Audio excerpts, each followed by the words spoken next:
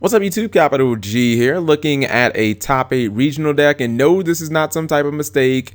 It was actually Madolche. You can see the original video on Vexicus's channel. I'll have that linked or annotated, and I watched it, and the guy that played it had some really good explanations and reasonings as to why he ran some of the cards that he did, like some of the choices of like the ratios and whatnot. But more than anything, not even so much that like I'm shocked that Madolche topped, but I'm happy to see that Madolche topped a deck that used to be, you know, super played and super really meta, you know, a couple of years ago that a lot of people may have forgotten. And this happens a lot in Yu-Gi-Oh, where we have a deck that was really good and a deck that was, you know, arguably like one of the best 2-3 decks in the game, and it doesn't really necessarily get hit. Some people will say that it gets power creeped, or that newer things just become more powerful than it, you know, Konami releases newer archetypes or newer mechanics that maybe outdo what this deck does, but the deck itself doesn't, like, nothing really happens to it. It's just like players just move on to other things,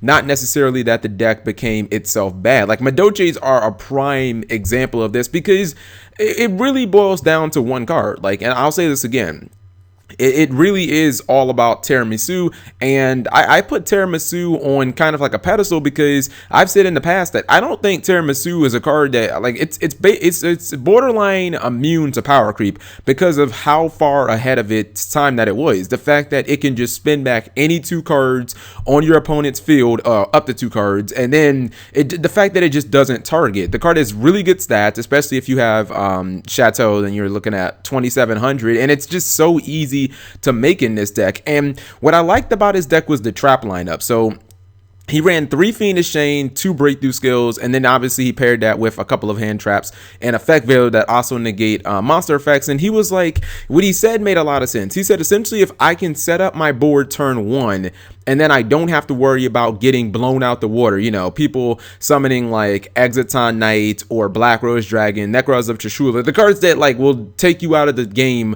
essentially turn 1, then when it comes back to his turn, he can probably just, you know, destroy his opponent with something like Tiramisu or go off, because sometimes Madolche can OTK, but generally there isn't much your opponent's gonna put on the board that Tiramisu can't answer, because she stops basically, like, she shits on basically everything. And when he has just enough back row control, no MSTs or anything in the main deck, but, you know, double trap stun and Forbidden Lance, doesn't really matter what you throw at him as long as he doesn't die. If he can just set up with a turn 1 Mageline, and then, or if he doesn't have Mageline, a turn 1 Angeli into a Hoot Cake, into a Messengelato, into maybe a Ticket / Chateau. If he can just get that turn 1 going, then you know turn 2 he'll be able to drop Tiramisu and pretty much counter anything that you've probably put on the board. I like the fact that even though Madolche has always been known as, excuse me, a more aggressive deck, he did run pretty much every good limited trap in the game. I mean, all the good power traps like Ring of Destruction, Evac, TT, Solemn Warning, you know, Bottomless, all the good cards. He didn't run Mirror Force because I would have saw that as like redundant if you're already playing 3 Fiendish Chains. Instant Fusion is a card where actually it's like really exploitable in this deck, because Instant Fusion was already good in Madolche's, because Madolche is a deck that loves to make rank 3s, because you can make the Leviair plays, you can make the X-Saber plays, but with Norden being a part of the deck now, it's like you get even more utility. Now you can revive your Angelis if you have that in the graveyard, but for some reason you didn't get your combo off, or your field died or something like that. So I think Instant Fusion is just like tailor-made for the deck, and with Norden you're probably going to be able to abuse it even more, and it makes Abyss Dweller a lot more effective. He said that he actually didn't go into Abyss Dweller, but I mean, there's really no reason not to run Abyss Dweller, and having a 2200 Abyss Dweller as opposed to a 1700 one that can get ran over by most rank 4s, or excuse me, most level 4 monsters is like really good. But yeah, it's really cool to see Madolche still kind of kicking, and you usually don't see this type of performance except by an enthusiast. The guy said that he loved Madolche's. He's probably been playing the deck for a while, probably been tinkering around, but it really does show you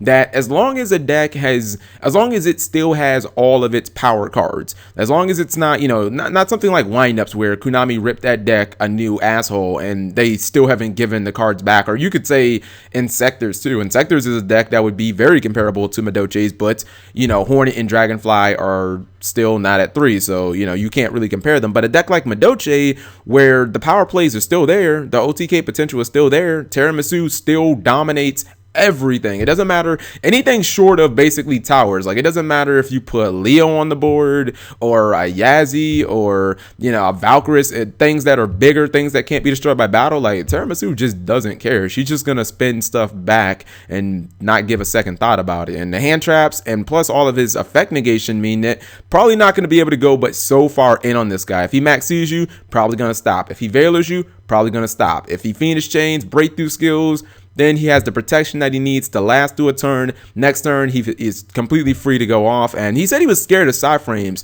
So if you're wondering about the Mind Drains, that's pretty much for that deck, because I can see if you flip over Mind Drain, which isn't really that common of a card, side frames can't really do anything. And if they're playing hand traps as well, because, you know, a lot of people side deck Max C, you might just, during your opponent's end phase, flip over the Mind Drain. Then during your turn, like, they can't Max E, they can't Veiler. He didn't run into any Veilers, but I mean, mainly just your opponent can't Max E. Off chance that they may run like Dex might run Jerigato or Gores or something like that. They can't do any of that nonsense. So I don't know. I think this deck it's really cool. It's really neat, and I want to see what other old school. Well, I hate to call Madolche's old school, but what other recent decks that people have kind of forgotten about will top within, you know, will top before Breaker of Shadows comes out and the entire game gets flipped on its head.